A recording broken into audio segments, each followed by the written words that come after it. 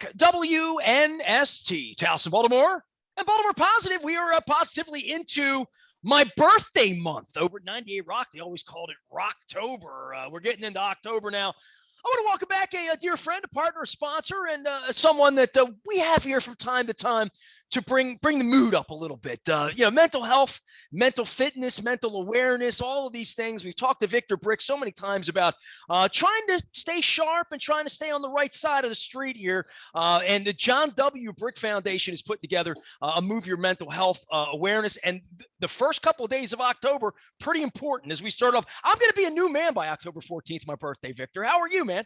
I'm doing great. Yeah, well, the Ravens keep winning. I'm doing great. How far could you kick a field goal in your prime? 66 yards. Actually, I was a kicker in Silver Spring Boys Club days. All right, so 35 yards, you felt good about yourself, right? If you could hit one. I couldn't hit a field goal to save my life.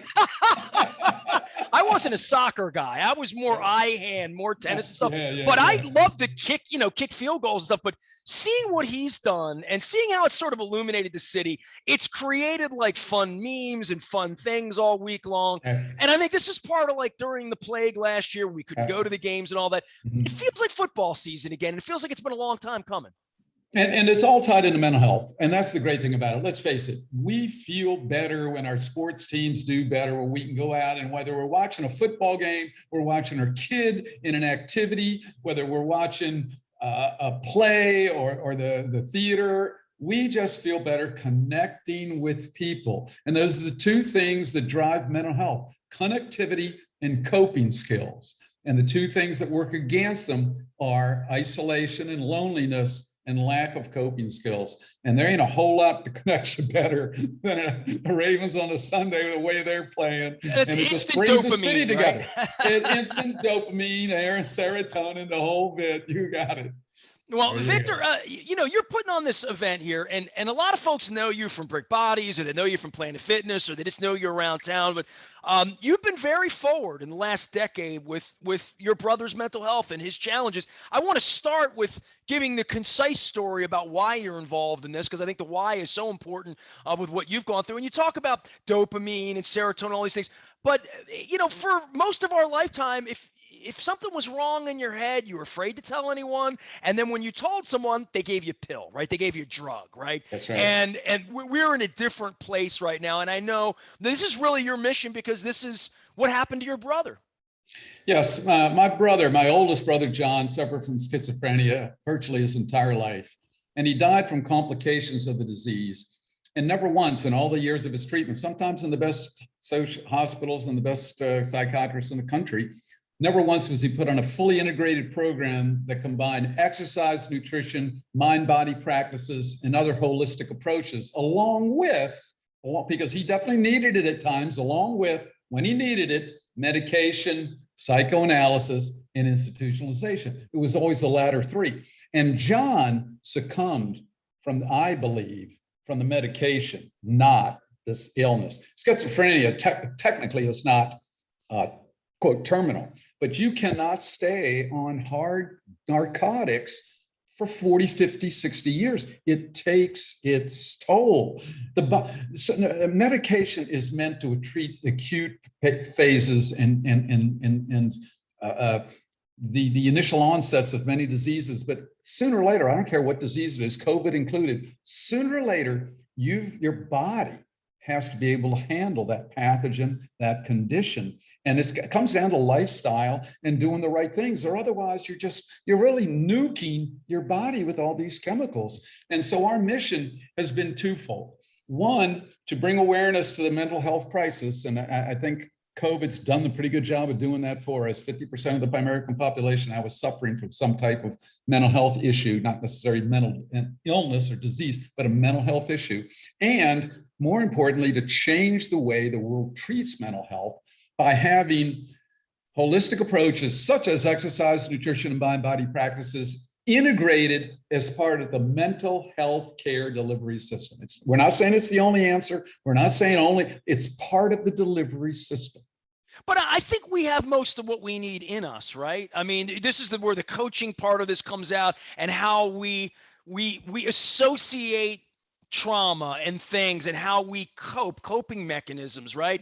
That's the And coping mechanisms. if Yep. the coping mechanism is here, take this pill, it'll make you feel better. Right. You really haven't Yep. solved anything. You haven't fixed the Yep. problem, literally at all. Yep. You put a Yep. Band-Aid on an Right. open wound. That's a mental health wound.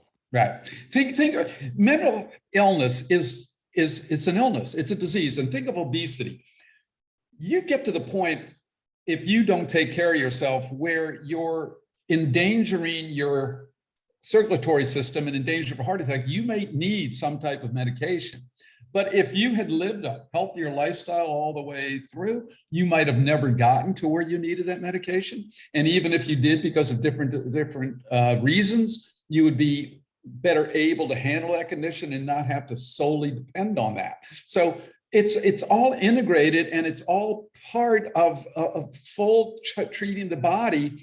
And coping mechanisms can often either one, prevent the need for medication and acute onsets of mental illness, or two, help to mitigate those situations when they do. But they are definitely essential and, quite frankly, rarely included in the treatment, if ever. Victor Brick is here. He is with Brick Bodies and, of course, our partners at Planet Fitness. We encourage everybody to get back to working out, especially if the weather's changed a little bit here. Move yourself inside. Stay safe at Planet Fitness. There's a location right around the corner. We talk about it all the time. But what we're going to be talking about here the next 10 days to kick off my birthday month, it is the Move Your Mental Health Month, and the John W. Brick Mental Health Foundation's presenting this. Victor, you've done a lot of different things. I mean, I went through the events here, and we talked about global summits. We've talked about online things, certainly during the pandemic. Before that, you were doing things up at Johnny Unitas Stadium, up on the Towson campus that you love, raising money and raising awareness. Where is the foundation right now? And let's talk about Move Your Mental Health right now. No better time to do that than before my 53rd birthday. See, one of the focuses of 53rd birthday, congratulations. I know, I'm you getting don't there. look a day over 52, I used brother. to be Don't look a young, day over- man. I used to be Yeah. the low man on the totem pole. But like I said, one of the reasons that the foundation is focused on changing the way the world treats mental health is because a lot of people talk about mental health, but very few people and foundations are really giving answers and concrete a game plan or course of action, coping skills. And that's where what we're trying to really develop and promote. So the Move Your Mental Health 10 days of activity starts the 1st, I believe. It does.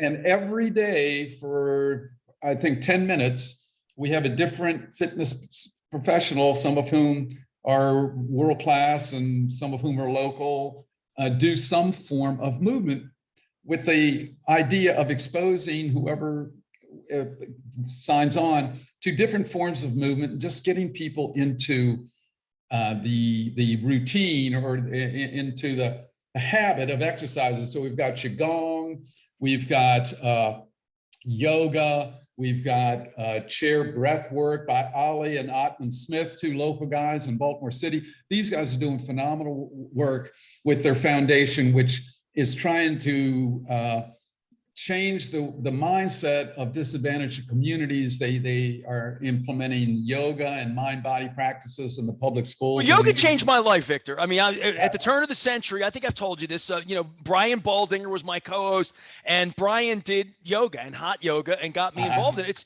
probably the reason I'm thin. It's probably the, 15, 20 years later, I lost some weight back in 06. I lost 40 pounds, kept it all off.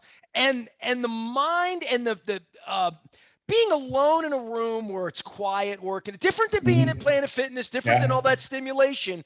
But there's something about that I took to. That maybe it's because I'm so type A and so, out in front of people, that when I work out, quiet, dark, alone, yoga, heat, that was better for me. That was a turn my mind off kind of thing. Whereas when I'm in a gym, my mind's not turned off. I'm like almost super stimulated looking at stuff, Yeah. Well, the Ottmans are doing great work with that. Like I said, in the inner city, one of their concepts is instead of going to detention, you would go to yoga class. Can you imagine that after school and before school, having a whole elementary school doing some mindfulness thinking and thinking about I can do as opposed to I can't do, and just changing the way a lot of young people think. And I've got a little of a bone to pick with these guys because their father was Coach Smith. He coached at Southern. When I was at Delaney, I think they beat us 76-30 or something. We had a pretty good Salts. team. We had a pretty good team. They were ranked like second or third in the country. You thought you had a pretty good team. Yeah, we went down to play Southern at Dunbar, and it couldn't have gotten any uglier. Yeah, well, it probably didn't go too well. And it was in the state tournament, second round of the state tournament. Well, I would advise everybody to go out on the Facebook page. John W. Brick, you can go to the main website, but the Facebook page is always doing stuff. You're doing a Youth for Youth Summit, but all of the stuff up here and reasons why and 10 minutes of movement, 10 consecutive days, it's all up at the John W. Brick Mental Health Foundation page on Facebook.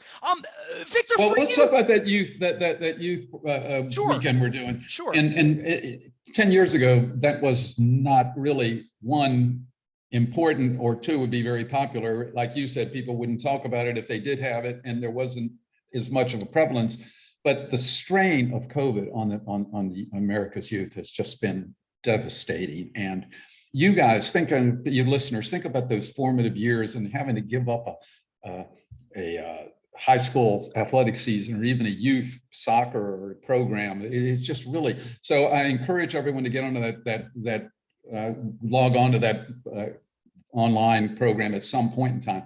And one of the things we do, like I said, is we don't just talk about why things are the way they are. We always give solutions and recommendations as to how to address these things. And it's very important, as I said, that I contend that, and this is going to sound kind of crazy, but the long-reaching effects of COVID are going to be more evident in the mental health of this society 10 to 20 years from now than in the economic and the physical. Now, obviously, it caused a lot of heartache, tragedy in terms of fatalities in the present. But 10 to 20 years from now, there'll still be people struggling with this. Been an amazing 18 months of our lives, right? Like just all of this. I was in an airport this morning, mask, the whole and you wonder where the end of it is. Right, and I would think the same thing would be if you were a young person. You were a student you were in 10th grade and this hit, now you're in 12th grade and you're trying to or you were in 6th grade, now you're in 8th grade. And we've talked so much about education and all that, but the mental health part of this for staying the course and having lived through some kind of trauma. I mean, our parents talked about polio and World War II and, all of those things. This is that challenge, I think, for young people. It is the challenge. And here's the thing. You've had heartache in your personal life. I've had heartache in my personal life. The thing that fills the gap between the known and the unknown is fear, if you let it. We know there's a pandemic. Or faith. Well, faith. Fear, if you let it, that's where faith can come in. But if there's a pandemic, you don't know where it's going to end. If you don't fill that gap with something, it's filled with fear. You have cancer. You have cancer. You don't know how to treat it. You don't know what's going to happen. What will fill that gap, if you let it, is fear. And that's where you got to fill it with a couple of things. The most important is faith and education.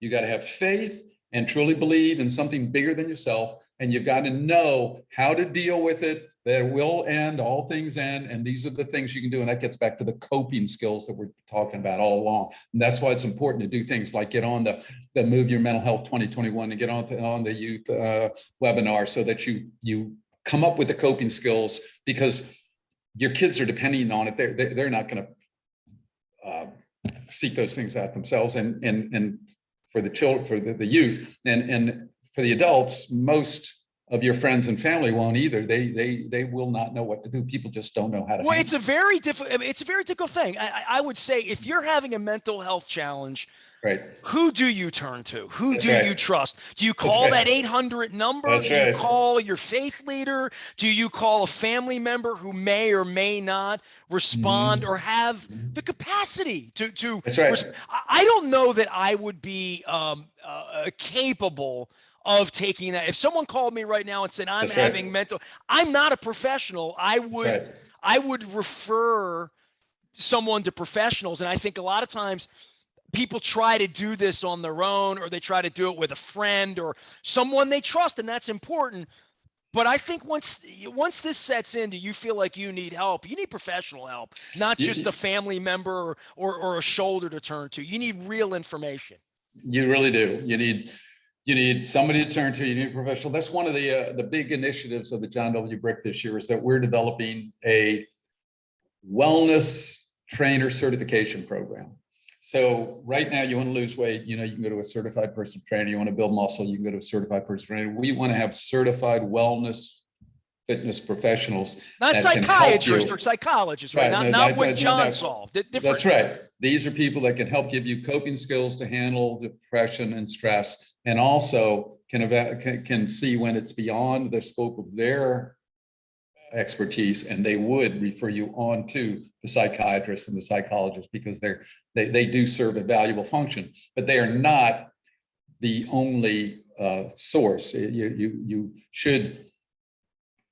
The sooner you get interventions, positive interventions, the better. And often, if you get it soon enough, like I said, it can be healthy lifestyle choices that begin to release endorphins, as you said, and happy and serotonin and adrenaline, but also physiologically help change you as well, not just psychologically. Victor, when did you lose your brother? When did John pass? He passed 8 years ago. So this movement for you to create the foundation, give me a little bit of the background on that, and not why this is, obviously this is important, but I'm sure you went through your own path and your own wellness to try to figure out, what if John were here now, what would where would I take him? What would I do with him now? And I'm sure that over the last 8 years, I know we do this a couple times a year and we talk about it, but I'm sure you're reading up. I see you're doing stuff out in San Francisco with a group of people, that you're learning stuff that over the last 6 months since the last time I talked to you about this. We met with our chief researcher at the University of California, San Francisco, who, by the way, worked a Nobel Peace Prize for a book on telomeres. So these are world-class individuals. And that's the research study that we're going to be publishing is going to really be groundbreaking in terms of what actually does affect mental health. I don't want to get into it until they've released the. When do you think that's coming? Is that in 2022? This next month? No, this next month. This year. Okay. It would have been out a year earlier, but COVID's prevented it. We did one of the first large-scale gold standard studies on how high-intensity interval training, meditation, and the Wim Hof method affected depressive symptoms. And I don't want to get into the research. Well, we can go to Wim Hof. That means cold water is what that means, right? Yeah. But the answer to your question is, it's kind of funny how you're a kid and you don't even realize that what your passion is. Some people are lucky and they want to be a doctor from day one, but I didn't. I was just kind of stumbling along. But I always had this passion for fitness and health and well-being and exercise and sports. And sure, and here my brother was struggling with this. He was a great athlete, by the way. But I just saw him, and I just saw that nobody could help the guy. And I just kept thinking, something's got to be better than this. I mean, I was a 12-year-old kid. And then as I got into high school, I was kind of the guy that helped him. I'd bring him all our sports. We would run in our track practices, and we'd let him play our basketball. And that was the happiest years of his life, when he was basically a high school kid, even though he wasn't a high school kid. And then as I got into the fitness field, I realized that was something that could be very effective to help John in conjunction with the other things he was doing, and it was never included. And so by the time he passed, like I said, this is only 8 years ago, by now I'm pretty established in the health and fitness industry, and I realized that was the thing that was missing from his life that would have brought a quality of life. The guy lived for 60 years. I don't know from his early teens onward, he ever had a single day of happiness, a single day from morning to sunset of happiness. And that's the saddest thing. Being alive is one thing, and being happy is and being thankful is a whole other thing. And it was a tortured soul. And I was determined that other families wouldn't have to go through what my family went through. And I didn't want to just kind of go off and be one of these guys talking about my experiences. I wanted to prove it. I wanted to go through the proper channels. So I set up this foundation, and that's one of the pillars is this research. We've donated, Lynn and I personally, over about 1.4 million for this research study to categorically show how effective exercise can be in depressive symptoms, because Anxiety and depression are the source of so many mental health issues. They start with anxiety and depression. I'm sure you'll agree with that. I'm sure when you struggle the most, it starts with anxiety and depression. If Well, you live, it's hard to have anxiety and it, depression when you're moving, right? This is yeah, about, yeah, yeah, move yeah, your mental health. When right, I can be depressed and sucking my thumb in yeah, the morning and feeling bad, but the minute you get moving yeah, in your right, day and right, you're pointed towards something, right. that sort of recedes, That's and it right. might come back at night. And That's some right. people may get a pill, or they may get therapy, or they Right. may eat ice cream. But Right. you have to move. You You can't have to. stay in that space. You Right. can't stay in that You have to. mind frame, because we've all been depressed at it. We've all That's had bad right. things happen to us. Right. The 15-minute rule. You can wallow Right. for 15, That's then right. you got to move on with the day. Right. But one of the sure signs of depression is inactivity.